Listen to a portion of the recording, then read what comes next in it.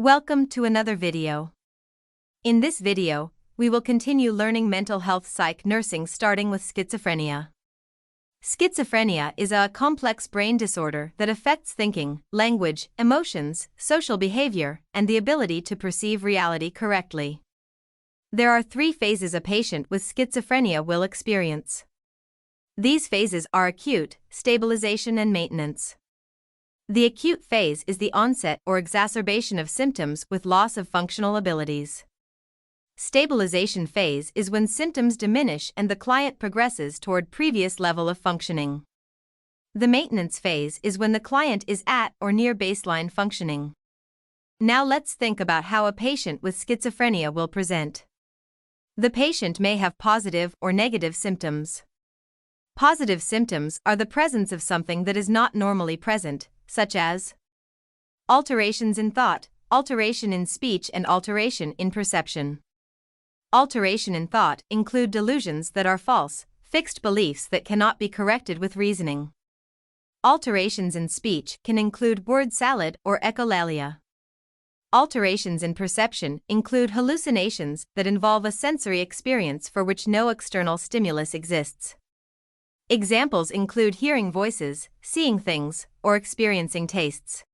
Now let's talk about what negative symptoms are. Negative symptoms refer to the absence of something that should be present. For example, a normal person will have facial expressions when talking versus a person with schizophrenia will have a flat or blunted effect and inappropriate emotional response.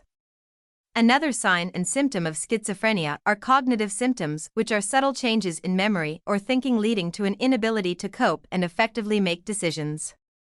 How to care for someone with schizophrenia. Here are the following important nursing interventions when caring for a patient with schizophrenia. Provide a structured, safe environment. This will decrease anxiety and distract the client from constant thinking about hallucinations.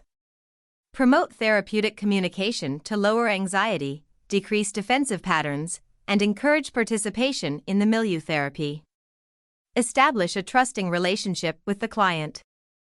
Dealing with hallucinations is key when addressing the patient's needs. Here's what you need to know. Use appropriate communication to address hallucinations and delusions. Ask the client directly about hallucinations. The nurse should not argue or agree with the client's view of the situation.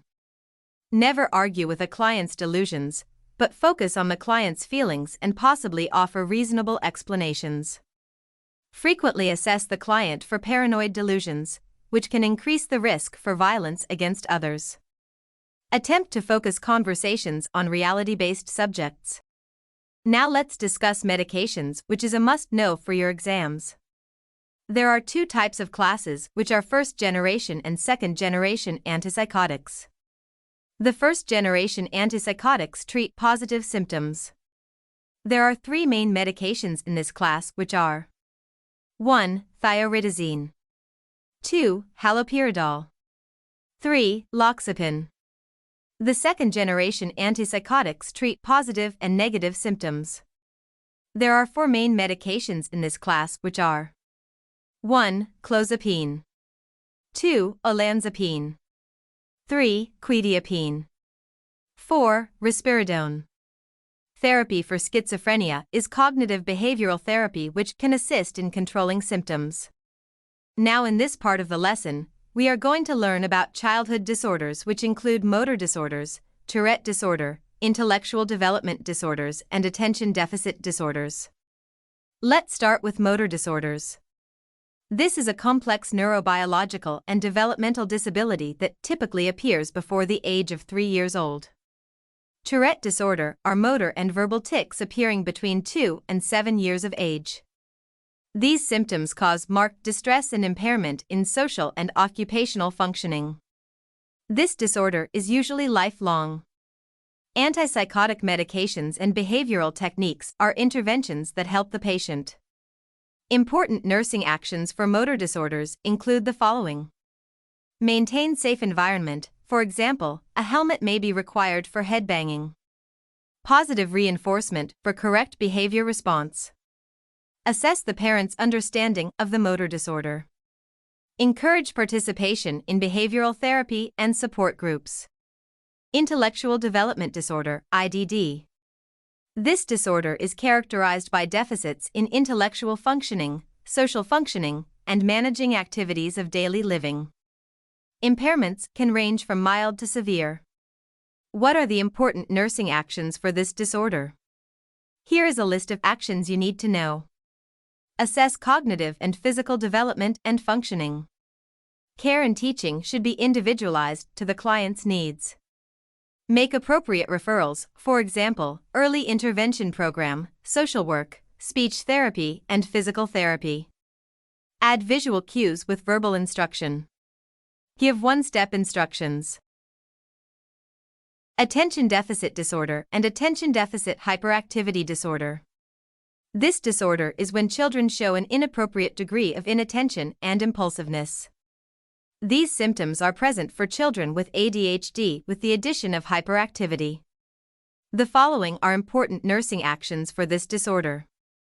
Observe for level of physical activity, attention span, talkativeness, frustration tolerance, and the ability to follow directions. Assess social skills, problem-solving skills, and school performance. Assess for comorbidities such as anxiety and depression. So what are the medications for attention deficit disorder?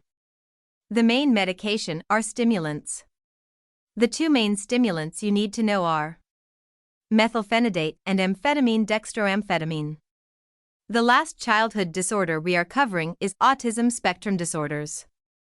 This disorder is a complex neurobiological and developmental disability that typically appear during the first 3 years of life.